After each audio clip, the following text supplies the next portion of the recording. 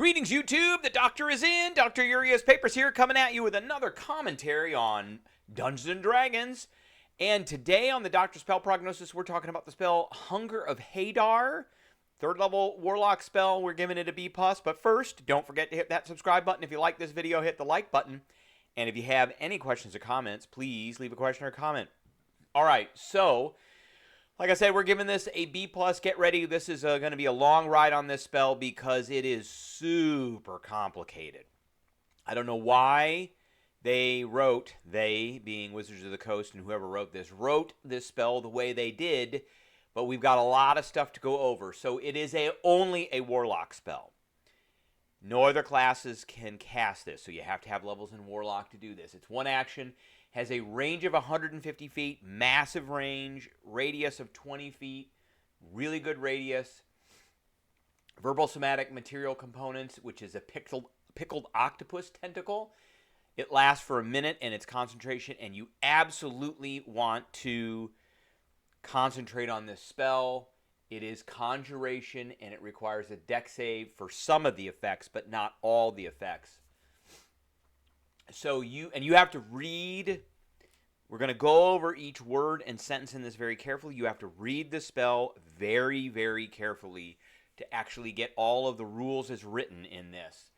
And there's a bunch of ancillary rules we're going to go over to justify my interpretations of this. So you open a gateway to the darkness between the stars, a region infested with unknown horrors. So that's just a descriptor that has nothing to do with the rules.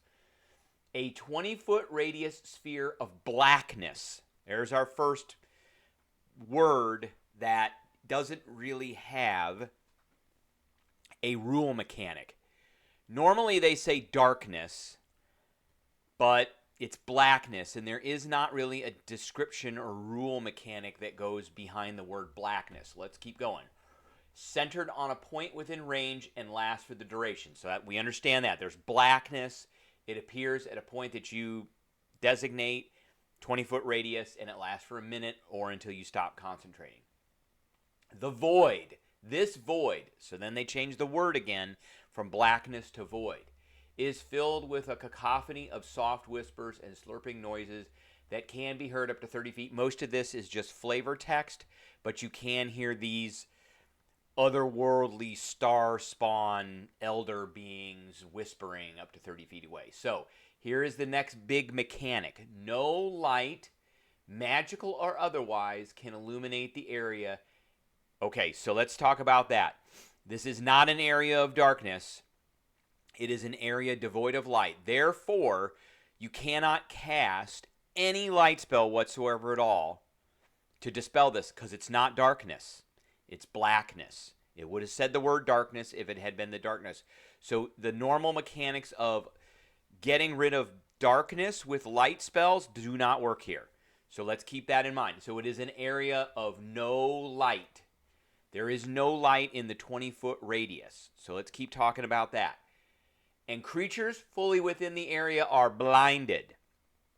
So if you are in this radius, there's no light there, and you're blinded. You're not in darkness, so if you've got dark vision while you're inside of it, and you've got devil sight while you're inside of this, it doesn't mean a thing, because you're blinded.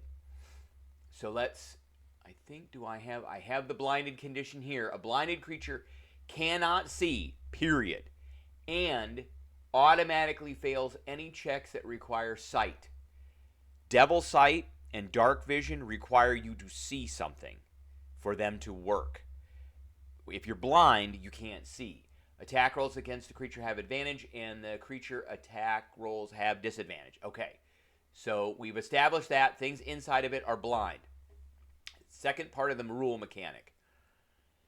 The void creates a warp in the fabric of space, and the area is difficult terrain. So there's like a little black hole or something in the middle of it, so you can't move as best as you can, or there's a well of gravity or something like that. But it's difficult terrain.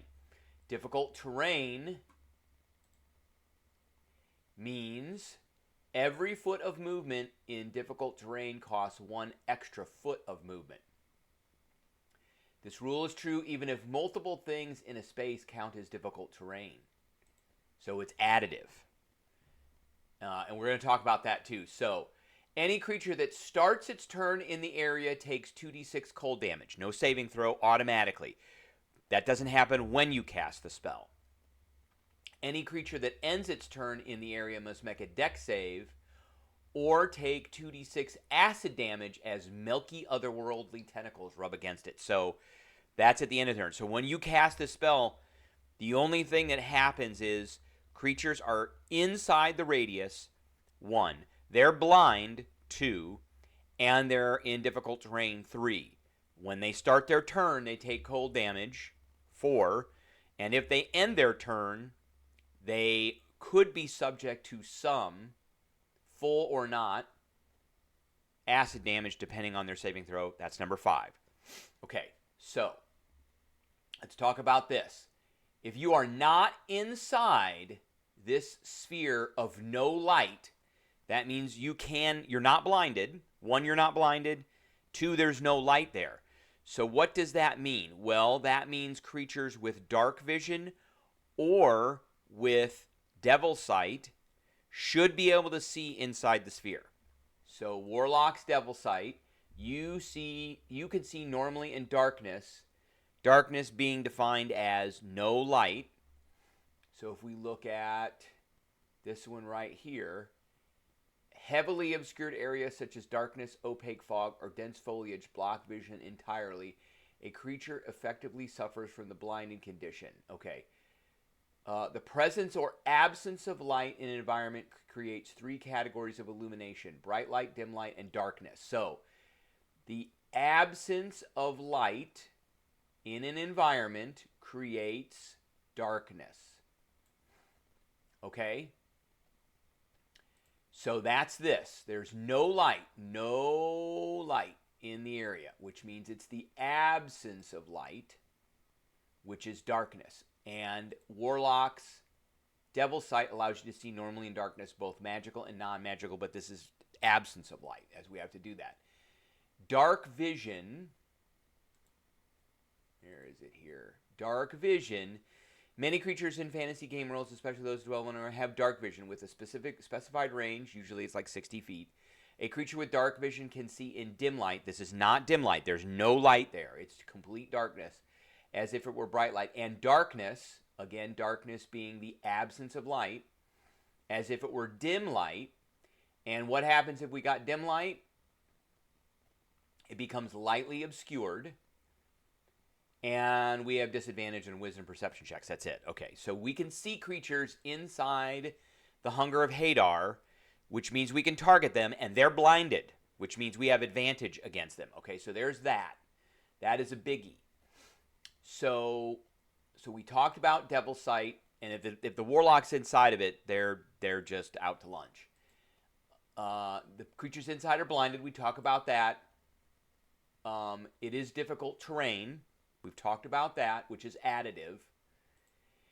And we've talked about creatures outside with dark vision being able to see inside it because it is the absence of light, also known as darkness. Now, I'm going to talk about one spell that you can put on top of this because this requires concentration, but this spell, which we're going to talk about later on in the month or next month, does not require any concentration. And it doesn't create plants, but it makes plants grow. So spell channels vitality plants within a specific area. There are 2 possible effects. So the one is you cast the spell using 1 action, choosing a point within range. All normal plants in a 100-foot radius centered on that point become thicker and overgrown. My interpretation is that they grow in a 100-foot radius, and creatures moving through the area must spend 4 feet of movement for every foot of movement. And if this were cast in conjunction with the Hunger of Hadar, because it's difficult terrain, and difficult terrain costs an extra foot, I would say that plant growth, the movement now is 5 feet of movement for every foot of movement, effectively slowing things down. So if they wanted to move 1 foot, it would cost them 5 feet of movement. So if they could basically move 1 square a turn. There are other spells that you can layer on top of this to make it even worse, like Black Tentacles. things like that. You should talk to your party members to see what other things can work in conjunction with this. But the great thing about this is if folks have dark vision, they're seeing stuff inside of it. All right, that's what I got for everybody today. I appreciate everybody tuning in, and I will catch everybody later.